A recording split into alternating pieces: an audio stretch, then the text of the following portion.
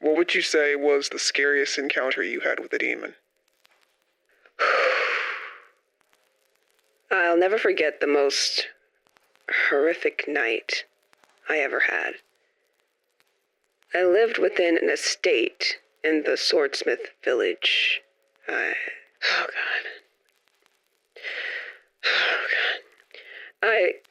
I lived within an estate in the swordsmith village, and you had to be no older than a few weeks or so. And I remember putting you into bed for the night. Then I heard some skittering on the roof, and I was on alert. I mean, who knows what it could have been. It was a bird, my crow, luckily.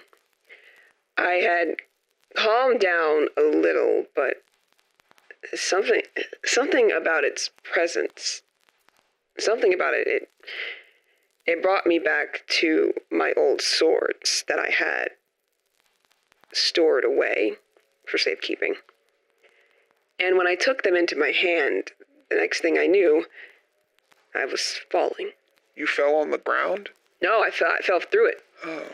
All I saw was what looked like to be hundreds of rooms stacked against each other, each lit up by small lanterns, supposedly. And I noticed other people falling through, screaming out in fear. They were wearing the standard demon slayer uniforms. And when I landed on the ground, there were demons littered everywhere, watching me with hungry eyes. It was like I was stuck in the depths of hell. Even though my heart was racing, the only thing I could think about was getting back to you, my son. I tried searching for a way out, and that's when I saw him. He was standing on a platform with a woman. I don't remember her name. I don't. And he was looking down on everyone like he was some sort of god. He had eyes that were bloodshot red, pale porcelain skin, and the most beautiful wavy hair. And that was when I knew. Something about it, I just knew. That was Muzan Kibutsuji, the Demon King. Something about his presence. It just made me know. I could feel it. He was as captivating as he was haunting.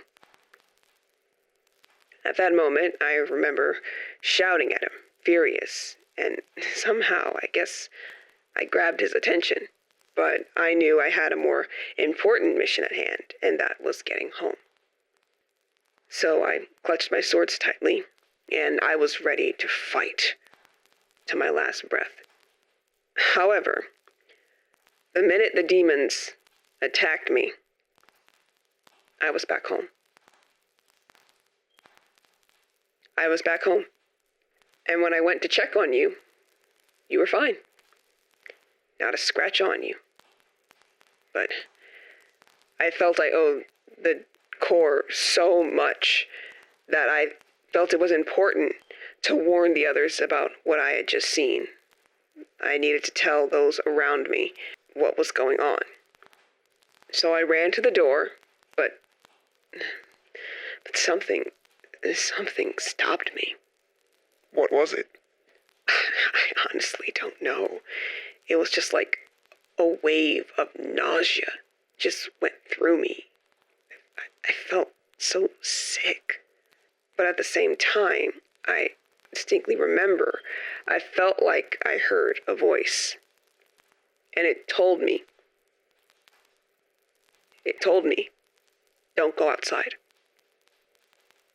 And I listened. Something told me that if I had stayed there, in that hellhole,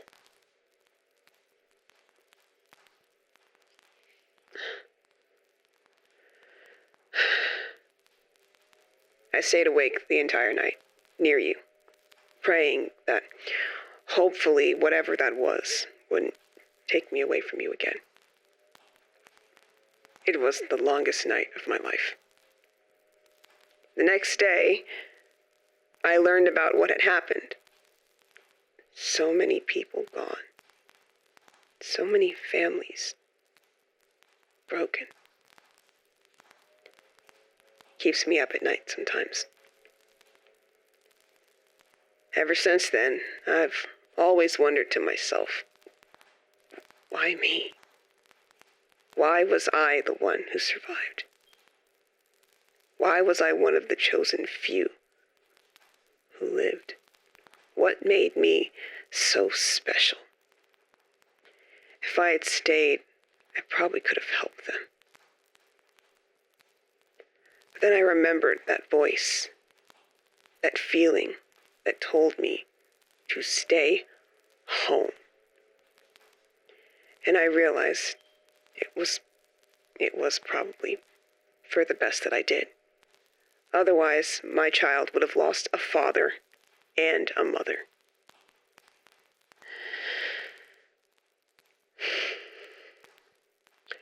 Do you think it was father? Perhaps. I'd like to think it was.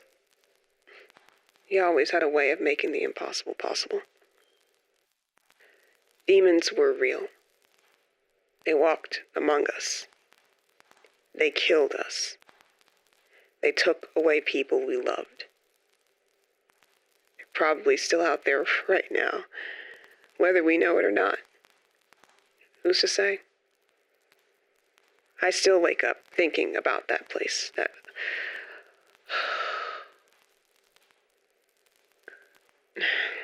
I'm sorry.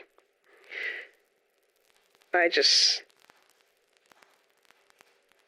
can still see him. His red eyes, just...